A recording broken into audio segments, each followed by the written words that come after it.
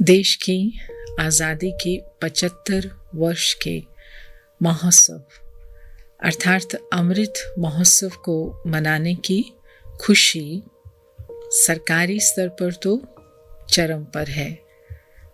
साथ साथ जो समूह, संगठन और संस्थाएं देश की उन्नति और समृद्धि की मंगल कामना करती हैं, वह भी अपने अनेकानेक रचनात्मक, बहुआयामी, उपयोगी प्रयत्नों द्वारा महोत्सव की सहभागी बन रही हैं।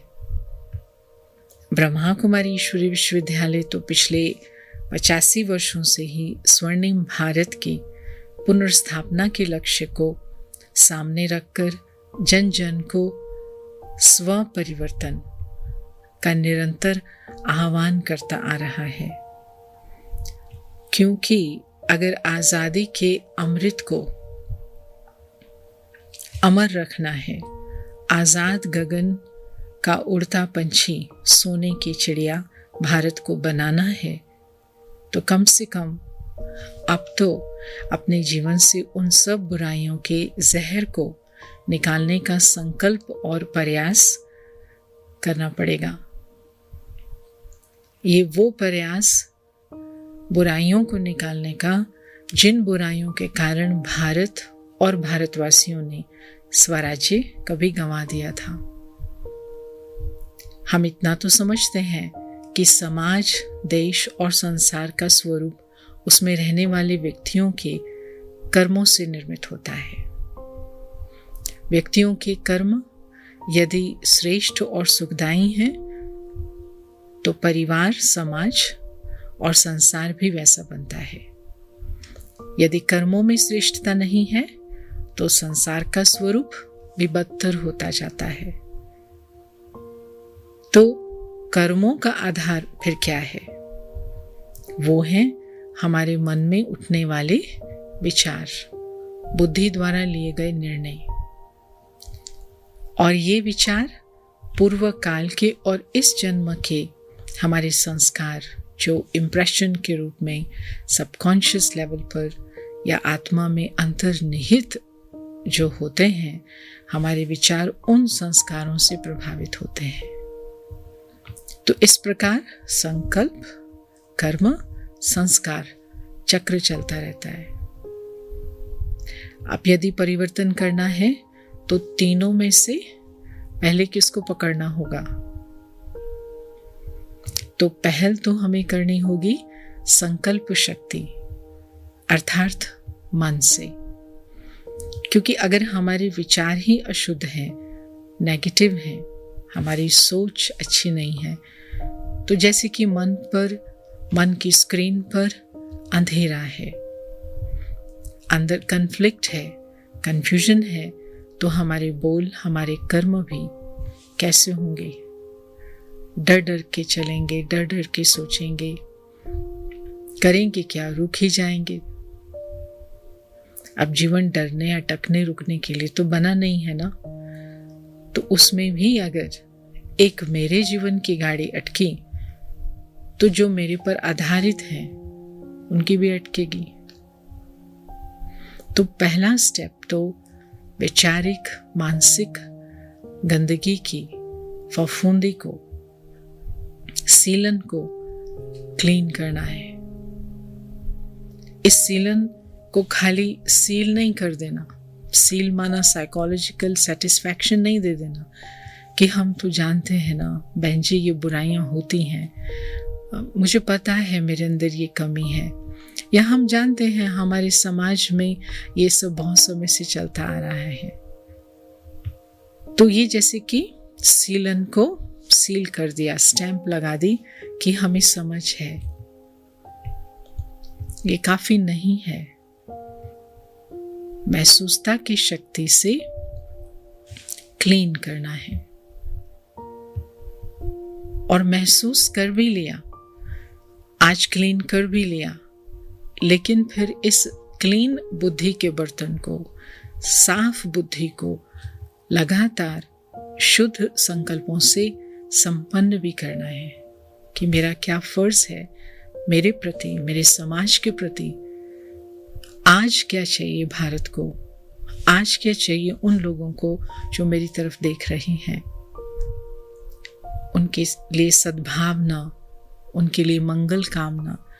तो ये सब श्रेष्ठ संकल्पों से लगातार संपन्न करना भी आवश्यक है, तो ही आगे हम श्रेष्ठ कर्म कर सकते हैं।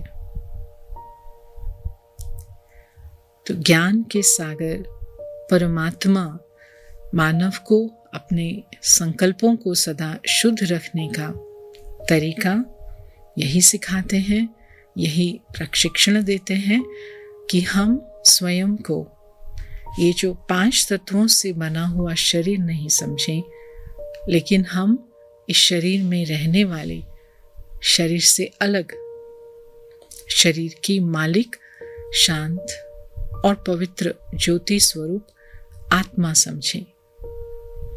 अपने निज स्वभाव, आदि स्वभाव अर्थात दैवी स्वरूप में टिककर जीवन के कार्य करें, जिससे हमारे प्रेम, शांति से भरे पवित्र कर्म दूसरों के सामने पालनीय अथवा अनुकरणीय हो जाएं, आदर्श बन जाएं।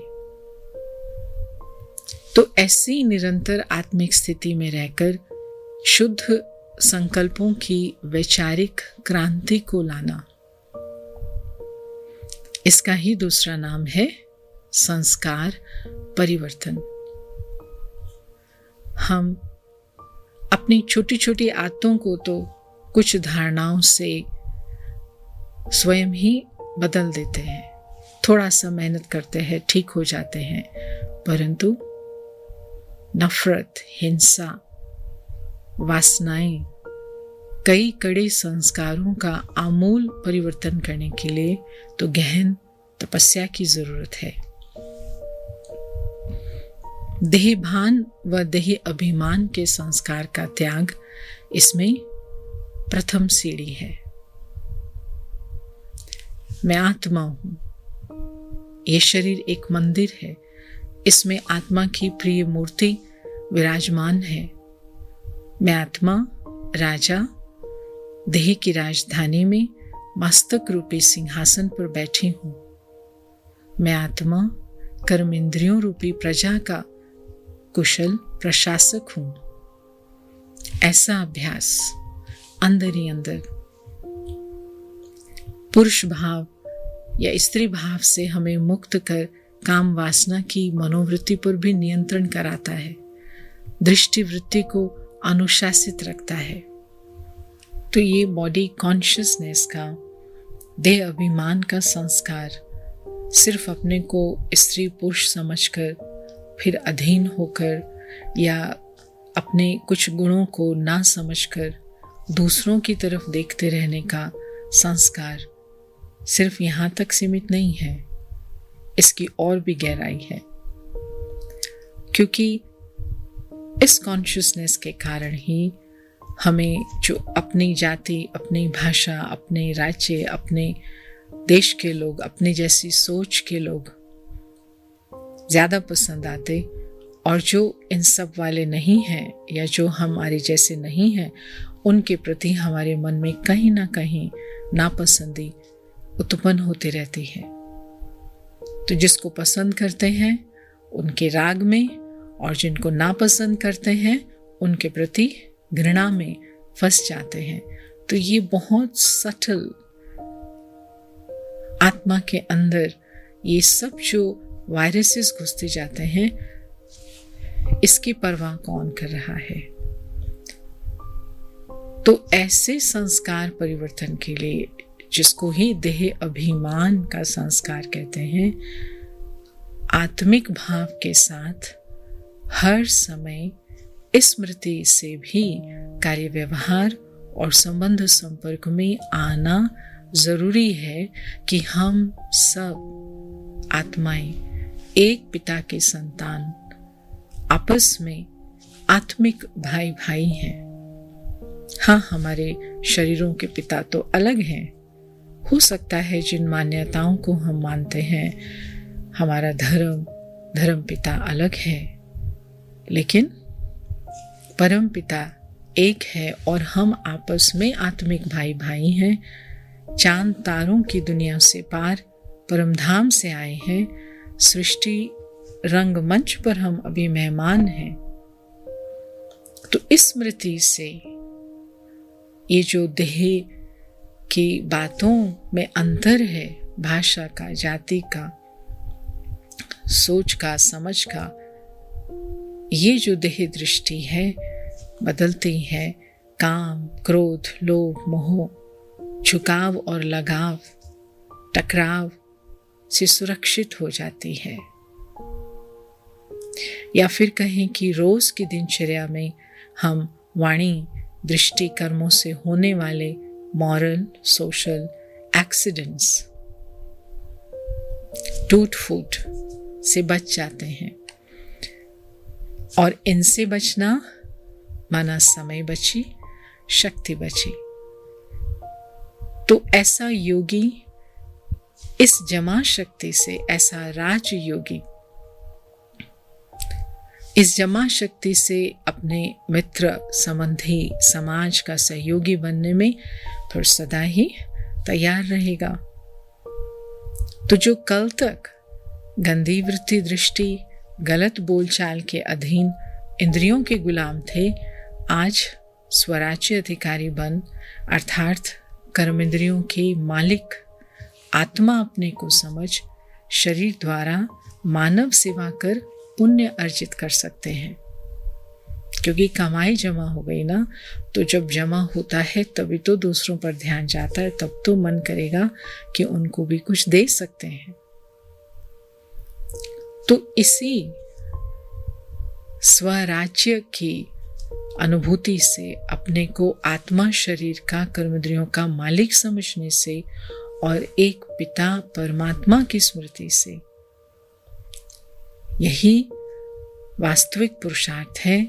तो इससे देह अभिमान के संस्कार का परिवर्तन कर हम फिर से कर्मेंद्रिय जीत, माया जीत, प्रकृति जीत बनकर पुनः दैवी भारत, स्वर्णिम भारत बनाने में कल्याणकारी शिव परमात्मा के खुदाई खिदमतगार बनेंगे और देश को दुश्मन मुक्त, विकारों से मुक्त कर महाउत्सव मनाएंगे।